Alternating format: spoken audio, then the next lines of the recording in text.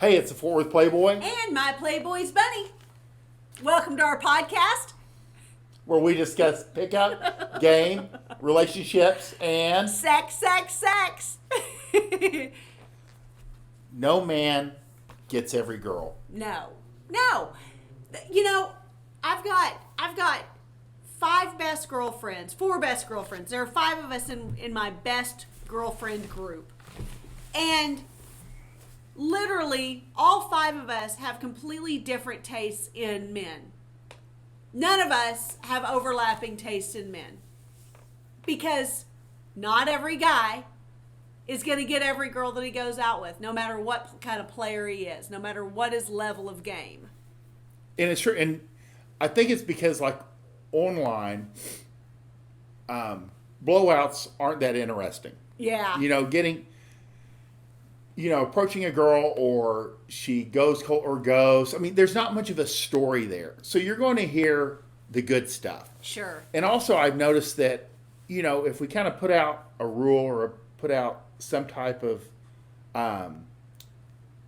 tactic of picking up women, there's always somebody that jumps in and says, well, I did this, and it's the exact opposite of what we're recommending that does work 99% of the time.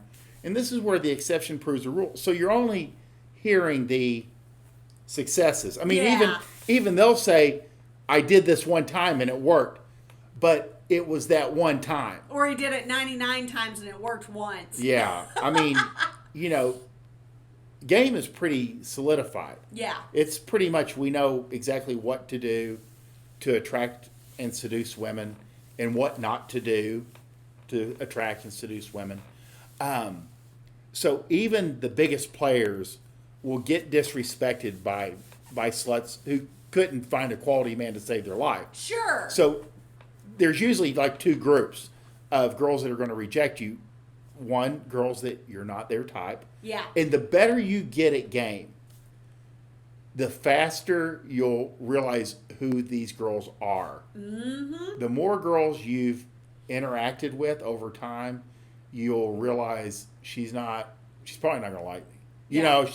She's not my type. And you know those what I girls mean? become, over time, invisible to you, which is a good thing. Yeah. I mean, it's kind of like in college, like very religious girls and players, they know to kind of stay away from each other. Right. You start figuring out, and they're probably, extremely religious girls looking for their MRS degree are probably the easiest girls to avoid, because they, unlike most women, they know exactly what they want. Oh, yeah.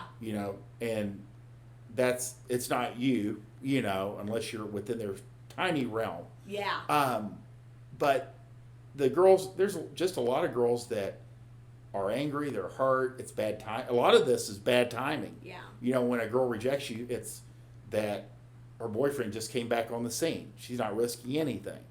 And I would say, along with the MRS degree girls, young in life, later in life, players and widows know to stay away from each other. Yeah, exactly. I mean, there's just kind of an invisible shield there that nobody crosses. Yeah, it's kind of an understanding, because you really don't have anything to offer. No. Down the road, it's not.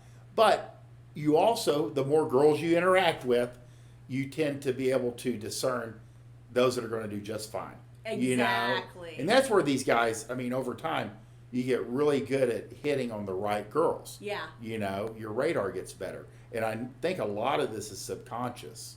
You just, you're looking for it, even though you're not consciously looking for it. Sure. Does that make sense? That's like Bunny. I mean, I was married. I dated who knows how many. And it really drilled down to, like, I like redheads and fit girls and, and then eventually she's right in front of me. Right. So, your radar will get better. Yeah, absolutely. But never take rejection personally. It has literally nothing to do with you. What do you think about, like, I think that men have a type, women have a type. But men have a type of this ideal girl that they are the most drawn to, the most attracted to. But over the years, I've heard several stories where they're kind of girl that they're truly drawn to starts to shift because they realize the kind of girl that they were drawn to doesn't ever reciprocate. Interesting. And so they start to become more drawn to the type of girl who reciprocates that enthusiasm for them.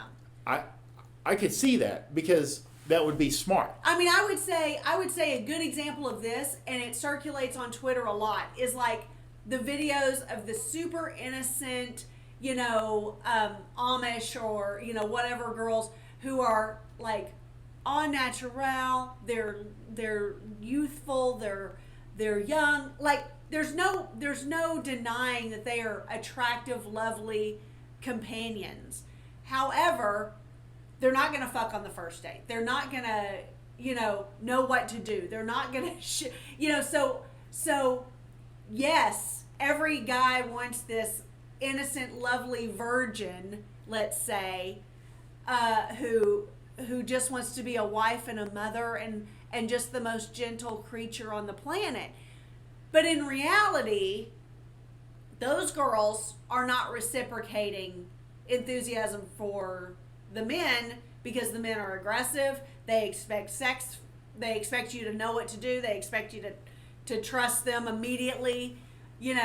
When the only man in their lives ahead of this has been their father. Right. That's a lot of things. That's it's an an extreme, unrealistic. Yeah. That's an extreme example, but I hear it said so often.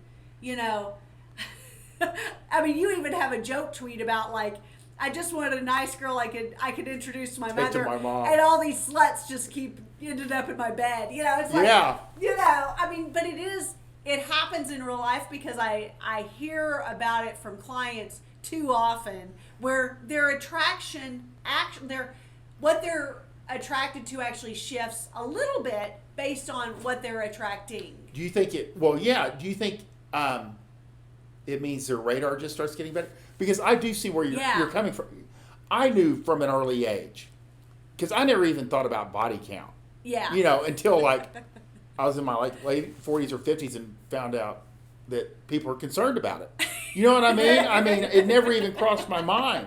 That's because you're male. You didn't have to think about it. Well, mine or anyone else is really, I mean. Yeah, that's true. But that might be a blind spot for me because it seems to be extremely important for a lot of men. Right. And I definitely think like I'm in a smaller group of like 10% of guys. You know what I mean? It doesn't always mean they're successful, but we're just a little bit more active. Sure. And I see other guys like myself that had the same background. But I do believe that guys would change because it makes sense. It's like you need to make money. You don't want to be an engineer. You want to be a rock star. Right. You want to travel around and play music for a living, but it's not working out. Right. But you're a great engineer. Right. They'll pay you to do it. That's a good Pretty analogy. Soon, you become an engineer. Sure. You know what I mean? Sure. You still might like music, but it's not going to be your primary focus. Right. And I think I could see guys changing especially when they get older and they have more experience with girls.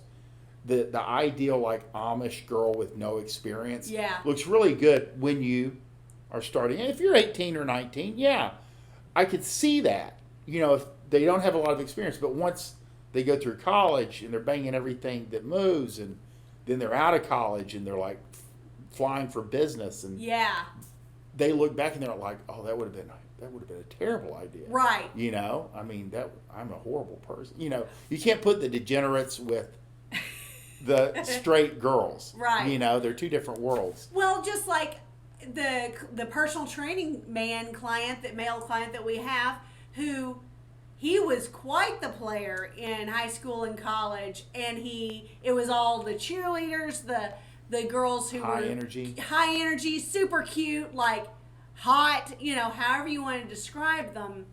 But then when he went looking for a wife, when he kind of started thinking that way, he knew that he wouldn't want to be married to the cheerleader, that would be exhaust him. Oh, for yeah. lack of a better way to say Yeah. it. It would be too Wear 'em down. much constantly. You know, and so his wife, lovely, keeps him on his toes, you know, I mean, Yeah. he adores her, but she's nothing like all the girls he dated before. Yeah, but I would say this about this gentleman: he's smarter than the average man. Yeah.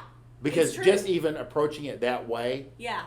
is extremely rare. Usually, I mean, they will marry the cheerleader and then have to go through a divorce. Then they divorce the cheerleader. Yeah, and then they Yeah. end up with the girl and they're like, this is not what I expected. Yeah. But he had the forethought to choose one that would actually benefit him most, you know. Yeah. She's still very social, but that high energy, Yeah. you know. And she's still attractive, and she's still Yeah, all of those that, things. but there's a different energy about her. There definitely is. She's definitely not an ex-cheerleader. No. But she's a neat lady. But this is a great example, I think, of exactly what we're talking about. Yes. Yes. Well, it diverged, but even the best player is not going to get every girl, because not every girl is going to be your type. Not every girl is going to be attracted to you. Not every girl is available. And once you kind of realize, once you get more strikes under your belt, Yeah. you'll realize how much as you start getting, your picker becomes better. Exactly. And when those girls that are actually within your sights reject you, it's timing. Yeah. They would normally like you, they'd normally jump in bed with you, but they happen to be engaged. Right. You know, I mean, it's just like when guys get ghosted. I'm like, look, and they're like, oh, I'm sure she's fucking somebody. I'm like, she is. Yeah. But it's probably a guy, her baby's daddy, an ex-husband, an ex-boyfriend, or somebody that she's known longer than you, Yeah. that she wants to give a shot. Exactly. And girls, that's all there is to yeah, it. and girls don't they don't want to burn bridges, so they just kind of go away. Yeah. You know? But that's the real deal. Everyone is going to get rejected and dumped at some point. Absolutely. No one is immune from it. Now, I will say Fort Worth has a product, a book. It's Build Your Dating System, and it will help you more consistently go from stranger to girls in your bed. And it really allows you tools and a system to put in place so that you can maximize your potential. So just because every player doesn't nail every girl that he comes in contact with, doesn't mean you can't learn the tools that players use in order to maximize your own success rate. Yeah, let me go ahead. I'm sorry, did I cut you off? Go ahead. Once you have been doing this for 6 months, a year, Yeah. about a year, and you do have a dating system, Yeah.